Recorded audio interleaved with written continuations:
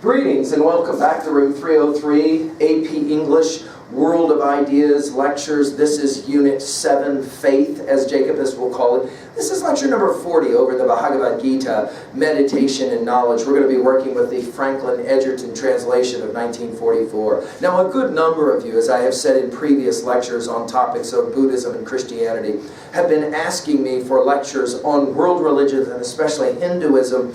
Hey guys, this is not that lecture, okay? We don't have time here to do that. We are, in fact, just looking at a particular set of lines, an essay in a volume that is specific to the study of rhetoric. Having said that, however, let's review what we've said already in a couple of earlier lectures about studies of religion. Again, there are two approaches. One is the apologetic approach.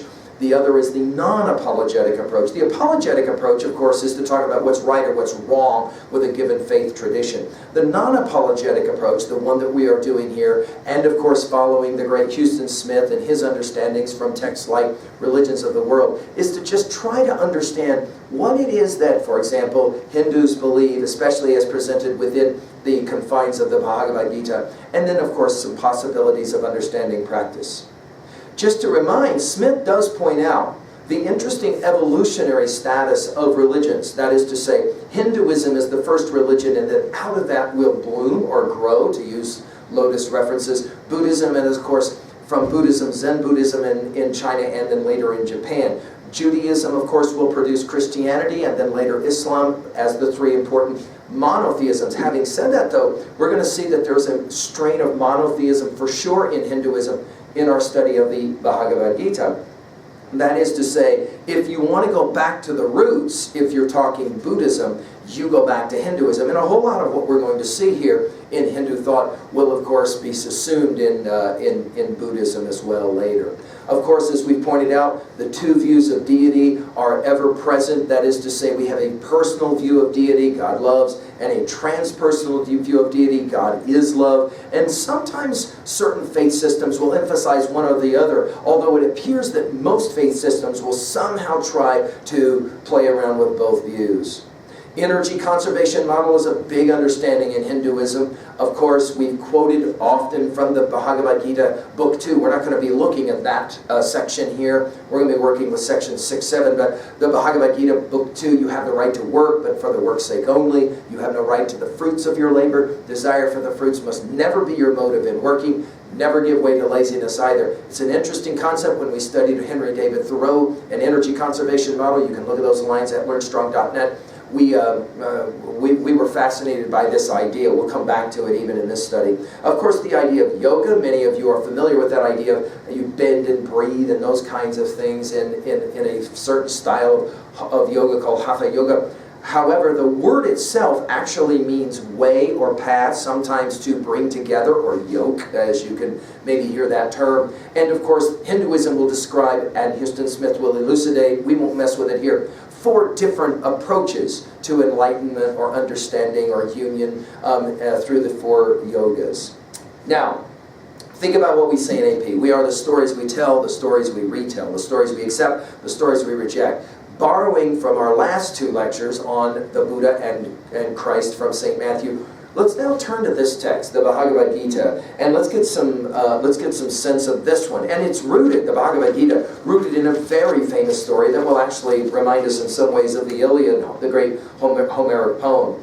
Now, our assumptions, just to begin, are that you've been following our stuff at learnstrong.net, lectures 1 through 39, and of course, as I said already, especially my introductory comments on Buddhism and St. Matthew. We also assume that you appreciate our learning theory, the desire to connect new information to old information in meaningful ways. We do that by answering our guiding questions in active reading annotation. Level 1, what does the text say? Level 2, what does the text mean? Level 3, how can I relate to this information in some meaningful way? And the final assumption here is that you read this on your own and then come to use me. Let's do some real brief background information. Gita means song, Bhagavad means love, so you could argue this is the song of the Lord or the song of the loved Lord. Okay? We don't know who the author is, but somewhere between the 1st and the 2nd century Common Era, this gets written down. For most Hindus, the Bhagavad Gita serves as what the New Testament and especially the Gospels serve for Christians. Okay? What is it? Well, it's a long dialogue, really, between, here you'll think about Plato immediately, between a Lord Krishna and his disciple Arjuna. On the battlefield, where Arjuna is certainly not convinced that he should go and fight because we are involved in a major contest between families where in fact some of Arjuna's own relations are on the other side, and he's worried about whether he should go and fight or not. Now the tendency in the Gita, scholars have pointed out for a long time, is in fact towards monotheism, which is fascinating because Hinduism is normally known as a polytheistic kind of expression of faith. The deity is as well not so much transpersonally described. Lord Krishna is in fact far more personal, Jacobus points out. Now the Mahabharata is the great epic from which this Gita is drawn, the great battle between two families, and immediately we'll think about the Iliad in our comments there. Obviously we have comments at learnstrong.net on the Iliad. Let's look at what Jacobus has to say for just a moment. I'm with you now on page 602, 603 and following. And let's just listen to what he has to say. In his introduction, Jacobus writes, Franklin Edgerton, the translator and interpreter of the passages selected here, explains some of the basic beliefs of Hinduism in this fashion. First, pessimism. All empiric existence is evil. Second, transmigration, with the doctrine of karma. All living things are subject to an indefinite series of reincarnations, and the conditions of each incarnation are determined by the moral quality of acts performed in previous incarnations. Third, salvation lies in release from this chain of existences. It is to be gained primarily by knowledge of the supreme truth, quote unquote.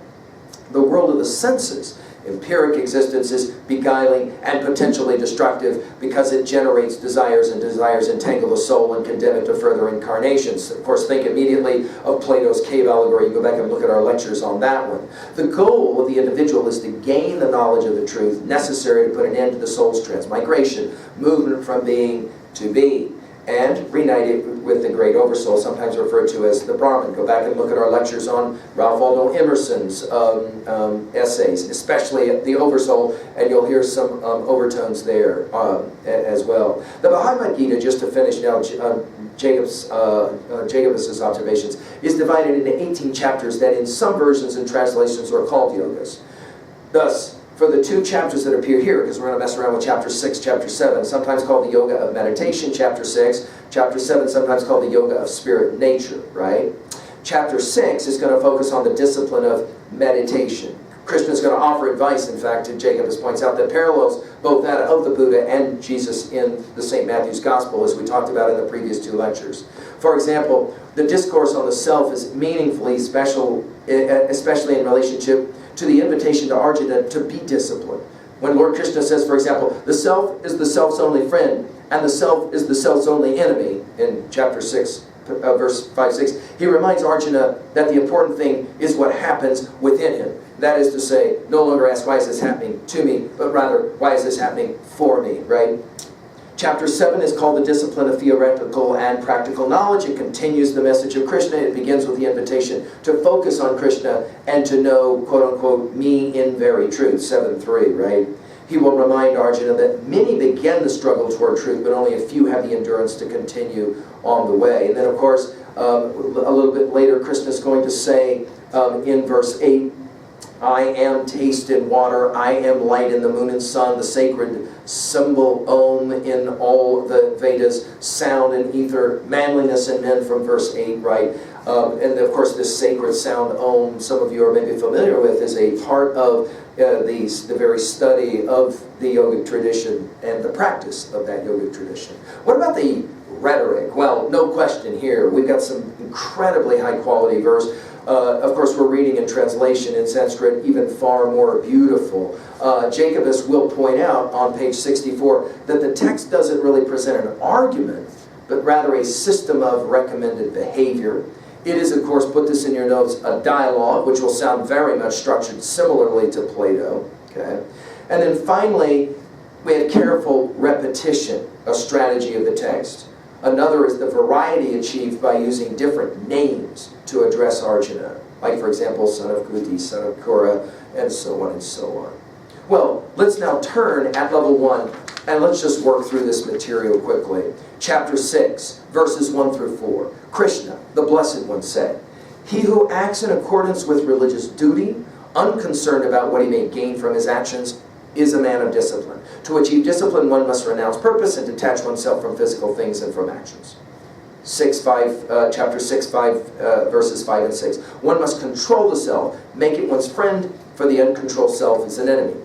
Obviously, you can see the influence when we talk about conquering monkey mind. Chapter 6, 7 through 9. The disciplined, self-control man faces life with poise and equanimity. His senses are subdued. He regards all things with detachment and dispassion. Think about Marcus Aurelius and our lectures on meditations, right, at learnstrong.net. Chapter 6, verses 10 through 15. A man of discipline should meditate in seclusion. We heard the same thing, didn't we, in the Sermon on the Mount? Pray in quiet, right? In a clean place, subduing his thoughts and soul, focusing his attention. He should sit with body immobile, spirit tranquil, firm in his vow of celibacy. Now this is interesting, right? No hanky-panky going on, right? In this way, he achieves enlightenment and rests in me. Passage 6. Verses 16 through 19. In eating and sleeping and all activities, the disciplined man strives for moderation. This is Aristotle's golden mean, right? And thus avoids suffering. He's free from longing for things outside the self. He is like the steady flame of a lamp in a windless place. This is a famous word picture. Notice all of them that will be present here, reminding us, of course, of what the teachings of the Buddha sounded like. Passage 6, verses 20 through 23. Content within himself, his mind at rest, having achieved the joyful awareness that is beyond the senses, valuing nothing other than its awareness. This is the state of the disciplined individual, a state that frees him from all suffering. Passage 6, 24 through 32. The disciplined man must abandon all purposes. This will take us back to the very early lectures over the Lao Tzu's Tao Te Ching and the Wei Wu Wei idea of Taoism, as well as, of course, as we quoted earlier from Gita 2, you have the right to work, but for the work's sake only. You do not have the right to want those rewards, right? Gradually, we're told, he abandons all thought, achieving self-control. In this tranquil state, free from passion, he achieves supreme joy and approaches spiritual perfection. The man thus disciplined sees the oneness of all things, sees all in one, and me in all. That's often translated as to see oneself in all being and all being in oneself. When Henry David Thoreau read those lines, he immediately transformed so much of his life. Becoming a vegetarian, by the way, on top of it. Passage 6, 33 through 34. Arjuna said, because the mind's so volatile and powerful, I see little hope of restraining it. We call this monkey mind, don't we? Passage 6, 35 through 36. Krishna, the Blessed One, said, though it's powerful, the mind may be disciplined by the man who practices self-control. Sounding very much, of course, like Plato's argument in Republic of the four cardinal virtues. Remember, wisdom, courage, that third one, temperance or self-discipline. Chapter 6, 37, 39. Arjuna said, what hope is there for a man of faith who strives for discipline but fails to achieve perfection? Will he perish? Only you can answer this question for me, Krishna. And then Krishna, of course, will respond in verse 40 through 44 of chapter 6. Krishna, the Blessed One, said, no harm will come to the man who does right. He will be rewarded for what he has done and will later be reborn into a noble or disciplined family. There he will regain the level of discipline he had achieved in his former life and will continue striving for perfection. Of course, the caste system is endemic to the Hindu understanding, and this was one of the things Gandhi fought against many, many times in his view of inclusivity, not exclusivity, right? Especially in that untouchable class, huh? Chapter 6, verses 45 through 47. The man of discipline, perfected through many rebirths, will ultimately reach the highest goal. Arjuna, be a man of discipline, for such a man is superior to men of austerities, of knowledge, or of ritual actions. The man of greatest discipline is he who honors me with faith. And of course, that's interesting because Jacobus calls Unit 7 faith, doesn't he? Let's move on to chapter 7 of the Bhagavad Gita. Verses 1 through 3, Krishna, the Blessed One, said, I will tell you, Arjuna, how you may know me completely, and I will explain to you all theoretical and practical knowledge. Few achieve this knowledge. Notice in the earlier St. Matthew, it was they go by the narrow way because broad is the way that leads to destruction. Only a few can achieve knowledge. We're hearing something very similar here. Chapter 7, verses 4 through 7. My lower nature has 8 aspects. My higher nature is the source of all life. I'm the origin and the disintegration of all the world. There is nothing higher than me. verses 8 through 11. I'm everything. All that exists is contained in me. Verses 12 through 14. From me come the three states of nature, goodness, passion, and darkness. The world is deluded and can't see that I am eternal and beyond these states. Epistemologically, obviously, saying what it is one can know. Only those who resort to me alone perceive this deeper truth. Verses 15 through 19. Evil men do not resort to me. 4 types of virtuous men worship me, but of the 4, the man of knowledge is the best. After many reincarnations, this rare man of knowledge realizes that I, Krishna, am all. Sometimes referred to as the idea that all is one. Passage 7, verses 20 through 23. Deprived of knowledge and limited by their own natures, men resort to gods other than me. So long as they worship their gods faithfully, I sanction the faith of these men. Is this a monotheism or a polytheism, right?